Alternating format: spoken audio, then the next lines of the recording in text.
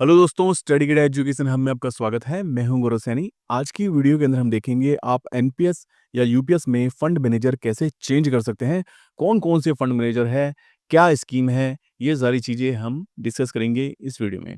और देखेंगे कि मैंने जब फंड मैनेजर चेंज किया तो उससे कितना परसेंटेज गेन हुआ, लगभग 1 साल मुझे चेंज किए हो गया है।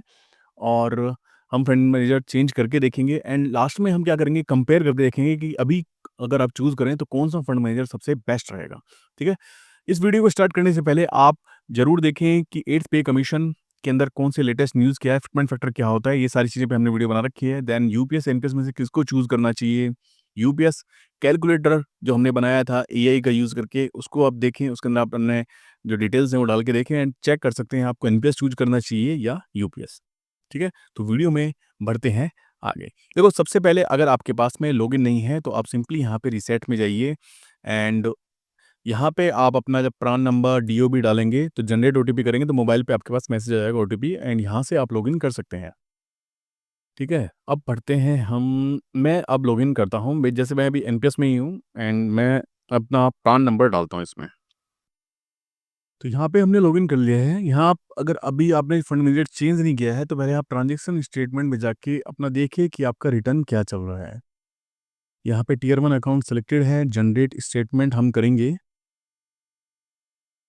तो आप देख सकते हैं यहाँ पे जो स्कीम है वो मैंने एलसी 50 चूज़ कर रखी है एंड एलसी 50, एलसी 25 ये सब चीज़ें क्या है, ऑटो चॉइस क्या है, ये सब चीज़ें हमने पिछली वीडियो के अंदर डिस्कस की हुई है। आप वीडियो को ज़रूर देखें, डिस्क्रिप्शन बॉक्स के अंदर मैं उसका लिंक दे दूँगा। उसमें डिटेल से मैंने बताया कि एलसी 50, एलसी 25 ये सब चीज़ें क्या है, स्कीम ई क्या होती है, स्कीम सी, जी ये क्या होती है, ठीक है?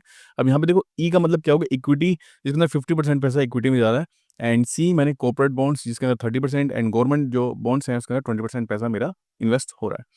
यहाँ पे रिटर्न अगर मैं अभी देखता हूँ तो 9.52 का जो रिटर्न है वो चल रहा है। तो ये लगभग 12 के आसपास पहुँच गया था रिटर्न जब मार्केट ठीक चल रही थी। अक्टूबर के बाद जैसे ही मार्केट गिरने लगी तो ये 8.5 के आसपास आ गया था और अब ये दोबारा 9.52 ऊपर पहुँच गया है जब मार्केट अभी ठीक चल रही है। ठीक है? तो ये लॉन्ग टर्म चीज़ है, यानी कि 1 साल में आप यानी इतना ऑब्ज़र्व नहीं कर सकते कि भई 1 साल में ही आपको पता चल जाए कि मेरा रिटर्न सीधा ही यानी कि 20% या कुछ हो जाए।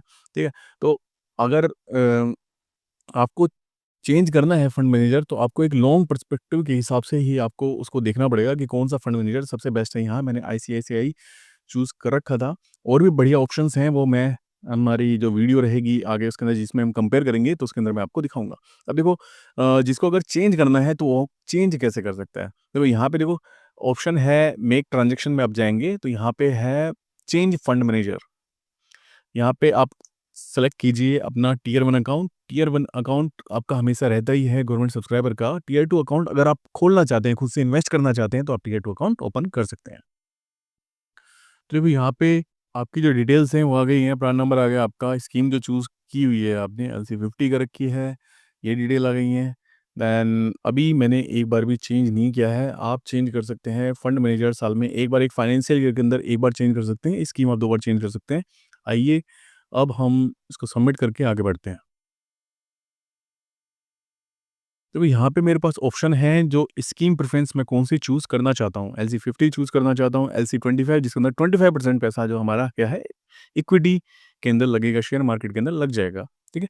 एंड इन सब में कितना-कितना रिटर्न एवरेज रहता है वो हम आगे देखेंगे, ठीक है? वहाँ पे हम चलेंगे। स्टैंडर्ड चॉइस क क्या है, स्टैंडर्ड चॉइस इसके अंदर जो हमारा पैसा 30-30-30 ये 33-33-33 हो जाता है एलआईसी, एसबीआई एंड यूटीआई में। एंड गवर्नमेंट बॉन्ड्स के अंदर जो पैसा है वो इन्वेस्ट हो जाता है जिसमें लगभग 8% के आसपास 7-8% के आसपास जो है हमारा वो रिटर्न देते हैं वो। अब देखो यहाँ पे जैसे मैंने एलसी 25 चूज़ किया तो यहाँ पे हमारे पास फंड मैनेजर्स के नाम आएँगे, जैसे आदित्य बिरला, ये डीएसपी हो गया, ये नया है, अभी 1 साल ही हुआ है इसको, रिटर्न बहुत अच्छे दे रहा है, दिखाऊँगा मैं आपको। एचडीएफसी, आईसीआईसीआई, कोटक, तो ये सब आप यहाँ पे कोई भी आप सेलेक्ट कर सकते हैं। वो कौन-सा सेलेक्ट करना चाहिए वो कंपैरिज़न हम आगे करेंगे। जैसे एचडीएफसी सपोज़ चेंज करना है मुझे तो मैं सिंपली यहाँ सबमिट कर दूँगा, आपसे ओटीपी माँगेगा, आप ओटीपी डालेंगे एंड वो आपका फंड मैनेजर जो है 2-4 दिन में चेंज हो जाएगा, वो रिफ्लेक्ट करने लग जाएगा यहाँ पे, ठीक है? अब हम चलते हैं कि फंड मैनेजर कौन-कौन से हैं और कौन-सा फंड मैनेजर बेस्ट रहेगा, उनका हम कंपैरिज़न अब करते हैं।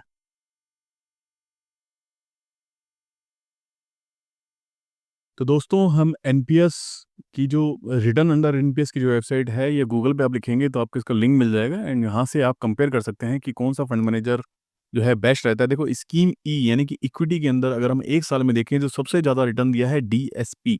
ये नया फंड मैनेजर इसके अंदर आया है एंड अभी 5 साल में 3 साल में देखेंगे तो इसका डाटा शो नहीं करेगा क्योंकि ये नया है। 1 साल में इसने बहुत अच्छा रिटर्न दिया है 21.39, ठीक है? एंड बाकी जो फंड मैनेजर्स थे आईसीआईसीआई ने 7.9 दिया, मैंने चूज़ कर रखा था एंड 9.24 एचडीएफसी ने दे रखा था। तो मैंने जब पिछली साल कंपेयर किया था तो आईसीआईसीआई ठीक चल रहा था, तो इसलिए मैंने चूज़ कर लिया था, ठीक है? तो इस साल मैं देखता हूँ चेंज करने का सोच सकता हूँ। कोटक अगर सभी का देखेंगे, अगर इसको हटा के अगर देखें तो कोटक ठीक चल रहा है, 10.53 चल रहा है। अगर 3 इयर्स का अगर हम कंपैरिज़न करें, तो भी कोटक ठीक चल रहा है 9.82% के साथ में सबसे टॉप पे इक्विटी में। 5 साल की अगर बात करें, तो 5 साल में अगर देखेंगे तो आईसीआईसीआई हमारा सबसे टॉप पे चल रहा है 25.43 के परसेंटेज के हिसाब से। अगर आप और भी लॉन्ग टर्म देखना चाहते हैं, आप 7 ईयर का देखना चाहते हैं, तो 7 ईयर के अंदर भी आईसीआईसीआई सबसे टॉप पे चल रहा है 14.94। तो इस तरीके को देख यानी लॉन्ग टर्म्स को देखते हुए मैंने इसको चूज़ किया था एंड अभी मैं सोच रहा हूँ दोबारा एक बार चेंज करने का। वो 10 ईयर का अगर पर्सपेक्टिव से अगर हम देखें तो 10 ईयर तक हमारे पास इनका डाटा है, इन सभी का 6 फंड मैनेजर्स का ही अपने पास डाटा है एंड इस पे अगर टॉप में देखें तो सबसे टॉप पे चल रहा है हमारा एचडीएफसी, ठीक। अब देखो अब हमने इक्विटी की तो देख ली, अगर हम कॉर्पोरेट बॉन्ड्स की अगर बात करें तो कॉर्पोरेट बॉन्ड्स में अगर देखेंगे आप 1 साल में 11% के आसपास रिटर्न दिया है, 3 साल में देखेंगे तो आपको 8%, 5 साल में देखेंगे तो 7% और 7 साल में देखेंगे तो 8% लगभग यानी लॉन्ग टर्म के हिसाब से 8% एवरेज के यानी रहता है इसके अंदर। 1 साल में इन्होंने फिर भी कॉर्पोरेट बॉन्ड ने काफ़ी ठीक दे दिया 11% के आसपास, ठीक है। लगभग सभी का बराबर बराबर ही है, ज़्यादा डिफरेंस नहीं है इस चीज़ में। अगर हम गवर्नमेंट बॉन्ड्स की बात करें जी एंड टियर 1, देखो अब ये गवर्नमेंट बॉन्ड्स हमारे सिलेक्टेड हो चुके हैं। इन्होंने भी 1 साल के अंदर ठीक-ठाक रिटर्न दिया है एंड लॉन्ग टर्म की अगर हम बात करें तो वो 9% आ गया 3 साल में एंड यहाँ पे 7% के आसपास सब आ गए। 7 साल में देखें तो 9% के आसपास लगभग सब दे रहे हैं। टॉप के ऊपर एलआईसी यहाँ पे सबसे टॉप पे था।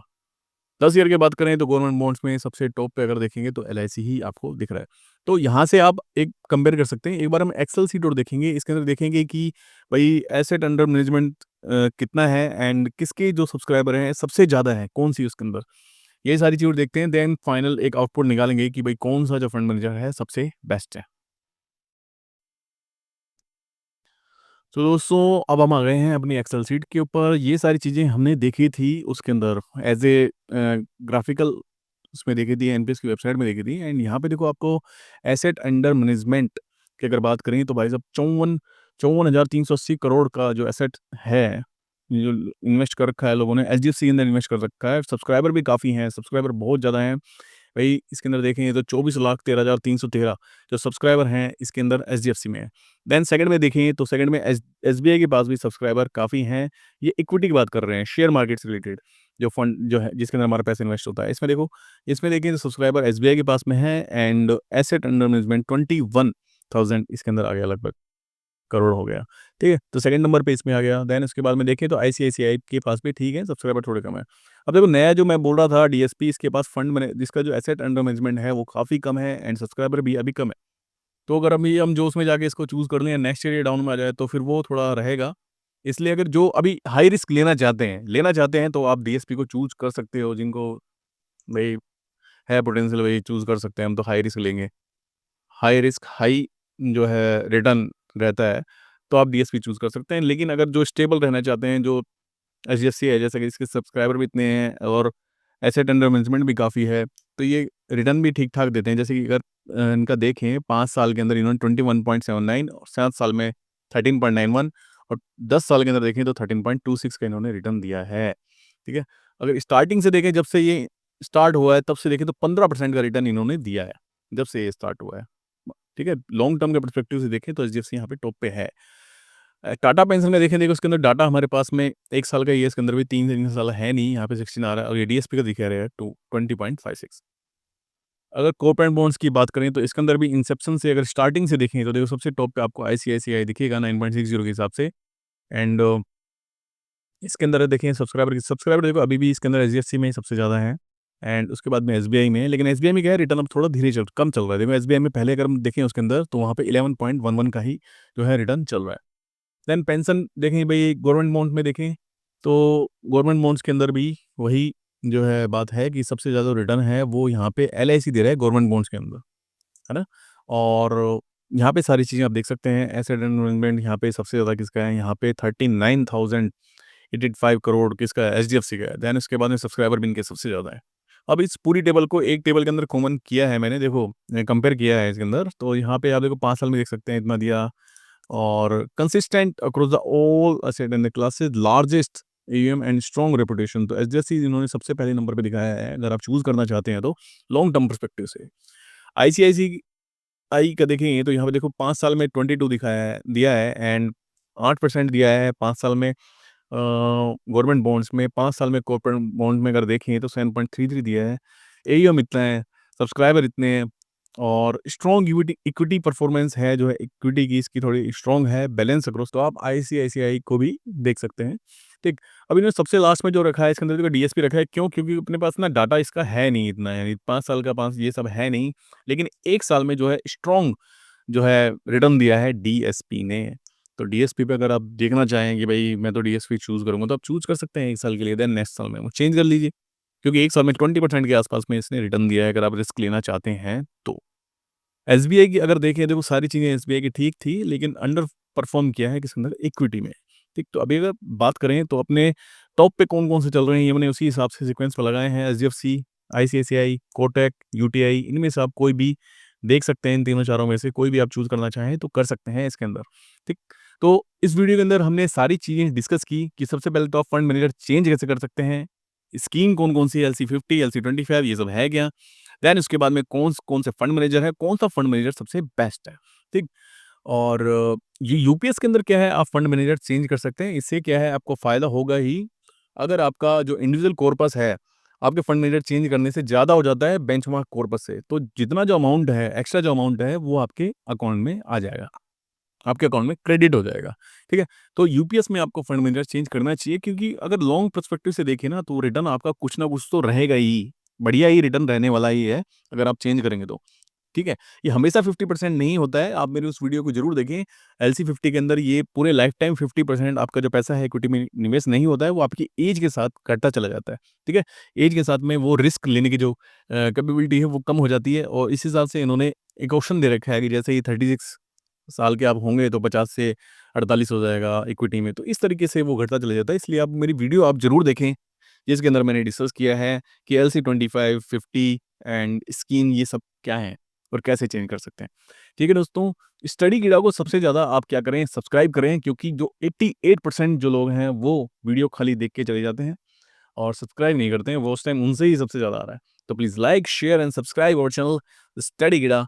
थैंक यू दोस्तों, बाय बाय।